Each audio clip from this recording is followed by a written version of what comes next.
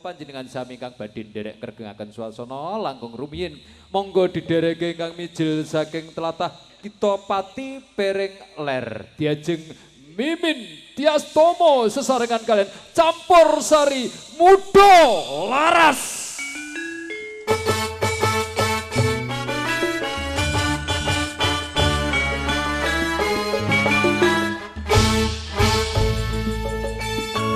Campur sari mudo laras mijil saking degan sang punika makarya sareng kalian Patnam audio system saking Kebulampang Pinong daladipun gesangaken Tias Production Shooting VCD and DVD mijil saking Koro wewengkon Kecamatan Puncak Wangi. Lepor penggalih panjenengan sami miringganipun kunjuk dhumateng warga Dukuh Padas Desa Mojo Agung wewengkon Kecamatan Puncak Wangi. Mimin Tiastomo campur sari mudo laras. Oh iya. Matur suwun Mas Temo. Nggih. Bacaane jenengan kula damelke jeneng ngaten. Nggih. Nek kula sinten wau? Jenengan niku Mimin Tiastomo. Nggih. Kok apik lho Mas, golek jeneng kondi to Mas? Niku ketok-ketok. Sesuk tak bacaane. Ngaten nggih. Ketok tak ramal-ramal niku jenengan ketemune napa dinten niku kula gathukke pas niku nek jeneng. Napa roh ketemune jenengan? Nggih mboten ngerti. Iya tekan. Nggih. Monggo mbok menawi ngaturaken kawilijengan kunjuk dhumateng para lenggah. Sugeng siang Bapak Ibu sedaya. Niku wonten dalemipun sinten to Kang Mas? Bopo Suparlan. Bopo Sutarlan dalah Ibu Ibu Kuminah. Kok blereng ya Mas ning kene? Ibu Kuminah. Ibu Minah. Nggih, Ibu Minah. Nggih. Nika tetakan Mas. Oh, netakke sinten? Netakke Pak Parlan. Lah kula tanglet kok. Niki acarane napa? Nggih, nek cara menterenge niku pra acara pernikahan. Nggih. Oh, pernikahan nggih. Awit acara pernikahanipun ijabipun nika benjang-enjang. Ngoten. Oh, nika dereng nggih? Nggih, dos calon manten. Oh, nembe calon manten. Nggih, kados jenengan. Oh, carane teng mriki ngaten nggih Mas nggih. Mbok menawi tradisi niku wonten Padas. Napa niki nganu ingkang priya? Nganu napa? Nganten kakung. Manten kakung. Calon nganten kakung nggih. Nggih. Menawi manten calon manten putri nika saking tlatah Bedukuhan Pojok Sidomulyo Jakenan. Oh, ngaten. Nggih. Monggo pun aturi. Mugi mawon enjang-enjang sukses nggih Mas nggih. Lancar. Nggih sak sapunipun dipun ijabaken. Dados keluarga ingkang langgeng ing sak lami-laminipun. Amin. Nggih. Para kadang kaneman kula aturi nenggo sawentawis ingkang ngersake lelagon dangdut. Awit lelagon dangdut mangke pinangka selingan Kang Mas nggih, pinangka selingan ngaten nggih mawon. Sugeng makarya keluarga ageng Padas Community ya. Selamat bertugas, semoga sore ini sukses dalam menjalankan tugas. Amin. Bapak wonten pamundutan, Pak? Setia tuhu kandhane aku mah krungu ya setia tuhu kok. Lho sing kono kok ndungune kok capek. Sing kono barang. Oh nggih. Pak sinten asmanipun, Pak? Pak Madi. Oh nggih. Bapak Rumadi. Sumadi. Oh Pak Sumadi. Artinya apa Mas? Jenengan mesti ngerti iki. Su niku biasanya luweh. Lah nggih. Madyo. Nah nggih, Madyo. Madyo Mangon Karso tut Wuri Handayani niku. Nggih. Nggih. Mboten kleru mboten napa-napa Pak, mboten arep ditonjok mawon.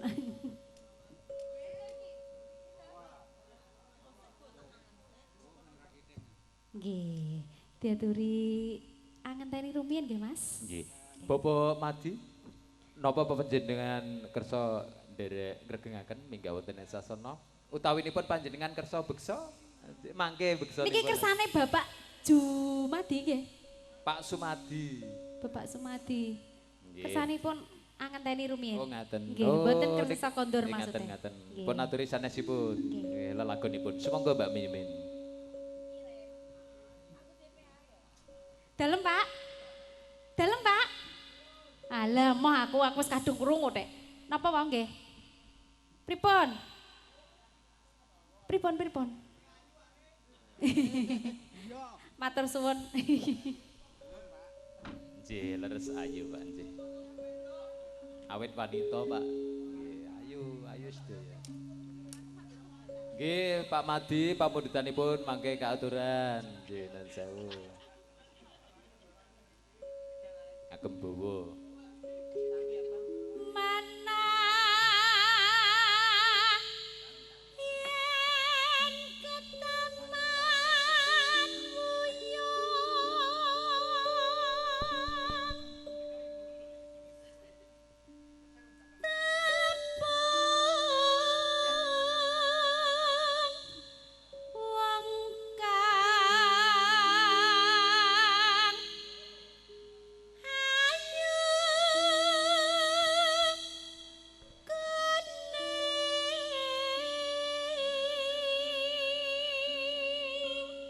Niki Waranggana asli Pak Nun sewu. Mila swantenipun nggih sae. Lho, jenengan pun tiliki apa piye kok asli orane? Waranggana ngaten lho jenengan Waranggana asli. Lah nggih kok jenengan kok reti nek asli, pun ditiliki. Oh ngaten. Nggih. Biasane asli kali palsu niku kan beda-beda tipis. Oh ngaten nggih. Nggih. Niku kula pun diterawang. Nggih, pun kula terawang niku. Nggih. Pakai panca indera ketujuh. Hati-hati niki. Boten Nek keenam. dudut diterawang Mas Temok repot nggih. Nggih. Boten ketinggal kok. Monggo pun lajeng.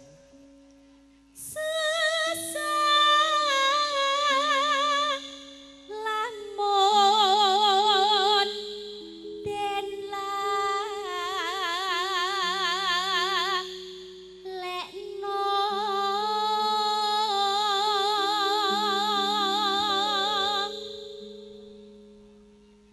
darmane kadah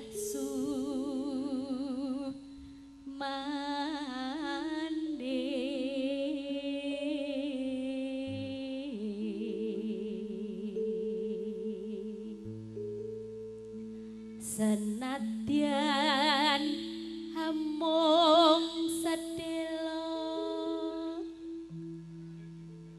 nambani seming ati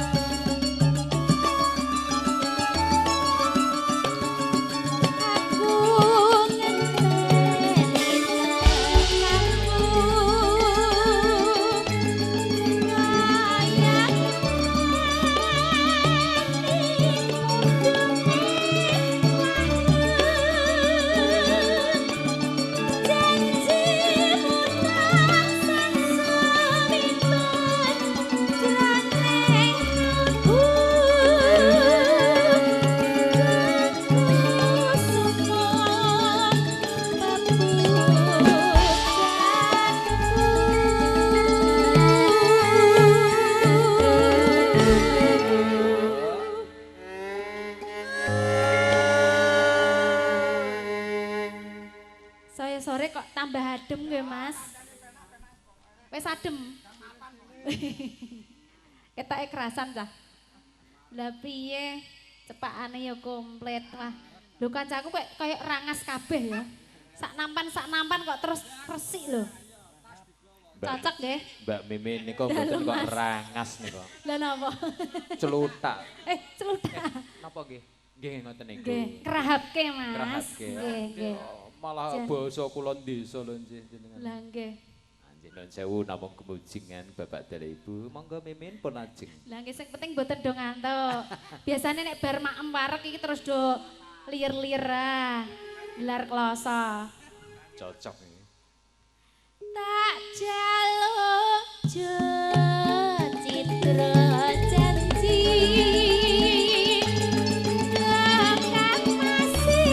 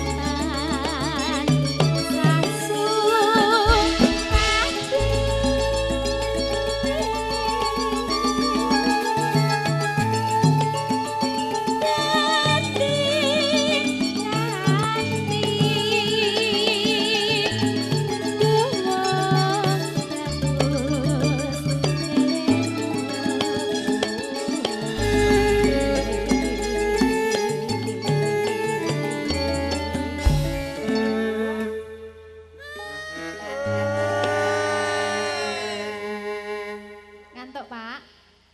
Ngantuk. Kandhane kok manjur berarti, Mas. Dalem? Ngoten nggih, mangke bakdo niki nggih. Nah, Bapak iki nek ngersake napa-napa kok ora sabaran ya.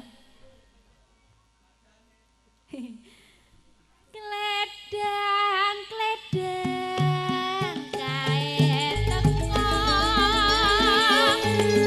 ranyat janji datang citra